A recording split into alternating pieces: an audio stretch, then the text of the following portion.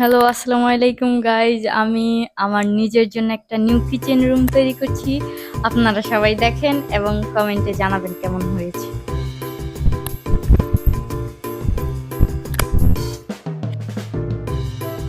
দিনের বেলা আমি কোনো মিস্ত্রি খুঁজে পাচ্ছিলাম না, তাই রাত এখন প্রায় 12টা বাজে। এই টাইমে এই মিস্ত্রিটাকে পেয়েছি এবং তাকে দিয়ে কাজ শুরু করেছি। যাই হোক, আপনারা বলবেন কিন্তু কেমন হয়েছে। আমি আমার নিজের মতো করে আমার ছাদে একটা কিচেন রুম তৈরি করছি, কারণ আমার নিচে একটা কিচেন রুম আছে, আমি ভিডিওর জন্য এটা উপরে করছি।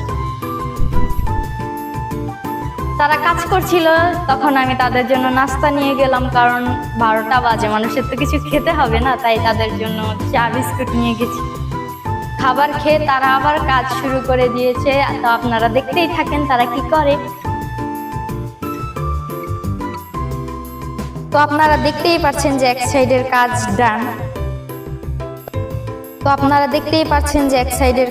ডান। আর বাকিটা দেখতে থাকেন। এই মাঝখান দিয়ে আবার ঘাম দেওয়ার টাইমে একজন ক্যামেরার সামনে এনে দেখাইছে, তাই আরো বেশি জোশ হয়েছিল। আপনারা অনেকেই জানেন এই ঘাম দিয়ে কি হয়, অনেকে জানেন না, তাদের জন্য বলছি। এই ঘামটা দিয়ে যে কোনো কাগজ সহজে আটকানো যায়। আমরা ঘাম লাগানোর পরে এখানে আমাদের পেপারটা লাগাবো। ততক্ষণ আপনারা দেখেন, এই দেখেন কত সুন্দর একটা কালারফুল পেপার এনেছি আমরা।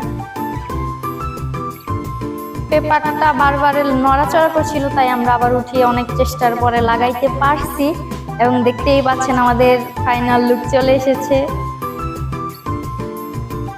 সবাই বলবেন কেমন হয়েছে, সবাই কমেন্টে মাশাআল্লাহ বলে যাবেন। এটা আমার নিজের অনেক শখের একটা কিচেন রুম। আমরা ডেকোরেশন করেছি, তারপরে রাত্রেই ভিডিওটা নেওয়া হয়েছে। এটা কেমন হয়েছে বলবেন। খোদা হাফেজ।